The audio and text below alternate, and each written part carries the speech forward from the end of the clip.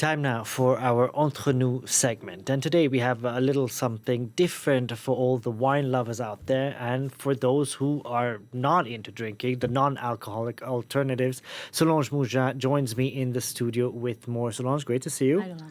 So it's Beaujolais Nouveau time. It is, and by French law, at the stroke of midnight on November 21st this year, Beaujolais Nouveau wine bottles can be sold in France, but also worldwide. In Paris, you have restaurants that ring bells and uncork the bottles for people who've gathered specifically for la fête, or the party. And in the region of Beaujolais, the town of Beaujeu kicks off a 5-day party called Les Sarmentelles.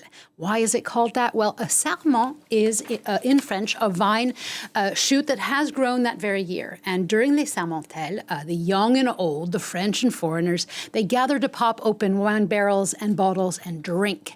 And many of them do not follow the rules or the importance of drinking in moderation. This year it's still just as acidic, but that's what we are looking for. It's the Beaujolais Nouveau, and the goal is for it to be a party. Weather conditions weren't easy for all of the wine producers, but each one did what they could considering the climate and the grapes this year. Very good evening and a fantastic wine it is. Now, Solange, there are very strict rules surrounding the production and sale of Beaujolais Nouveau. Why is that? Well, I'm going to give you a 101 of sorts on Beaujolais wine in general, and that will help us understand why one of its offshoots, the Beaujolais Nouveau, which means nouveau means new in French, has a very special status. All Beaujolais wines are produced in a region north of Lyon here in France. There are a number of different wines in this region. We see them there. Some are famous ones, like the Beaujolais Village, Julianas, Saint-Amour. There are, in total, 12 AOCs across the entire region. Now, an AOC is an appellation d'origine contrôlée, or a strict set of rules about where and how a wine is made, such as what grapes can be used, they need to be picked by hand. That is the case for Beaujolais Nouveau. Now, most of the region's red wines are made with a very specific grape. Its full name is Gamay Noir à Jus Blanc, but it's generally just called Gamay.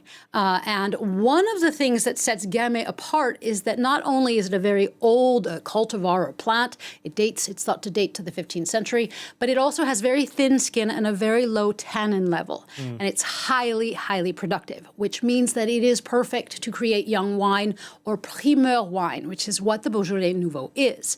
It is a wine that is sold the very same year as the grapes were harvested. Now, to do this, the wine is made quickly, in just about 6 to 8 weeks, using an anaerobic fermentation technique called carbonic maceration. This is where sealed containers are filled with, in this case, uncrushed grapes, and carbon dioxide is added.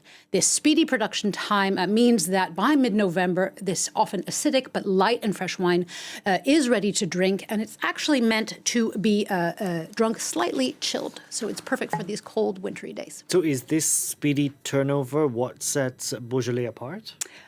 Well, first, not all Beaujolais wines are made this fast, and some do take time to develop. That is not the case for the Beaujolais Nouveau, which won't mature well with age. And also, Beaujolais Nouveau is not the only vin primeur, or the only young wine. There are actually many other types that do take advantage of the buzz around this event to release their bottles as well. But as for how we got to the set of dates and the rules for this release, well, in 1951, the French government published a decree that said producers were not authorized to sell this year's harvest as wine until December 15th. And a number of wine groups, they balked at this, saying that some Beaujolais winemakers have had a tradition since the 1800s, if not even earlier, of busting open barrels in the autumn. So the rules were relaxed and exceptions were made. And that's how Beaujolais sort of Nouveau was born. But initially, there was no date set. And in November 1967, November 15th was picked as a date. But that changed again in 1985 to the third Thursday of November to allow a uniform release of all of the bottles. And that setting of stone of this date, well, it created a huge coup when it comes to marketing, with the Beaujolais Nouveau reaping the benefits of this sort of happening of sorts, as tens of millions of bottles are sold every year. And have been for decades, despite the health risks of not drinking responsibly.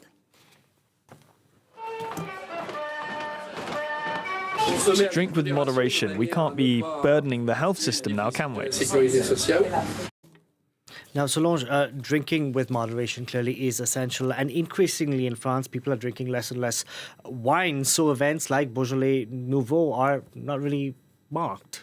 Yeah, there is a population of anti-Beaujolais Nouveau people. Some French wine lovers say that Beaujolais Nouveau is not a good quality wine, that it smells like bananas or bubble gum. And many winemakers say that their techniques have changed since the 80s and 90s. And wine critics actually say that there is a wider breadth of a good vin primeur, including certain Beaujolais Nouveau.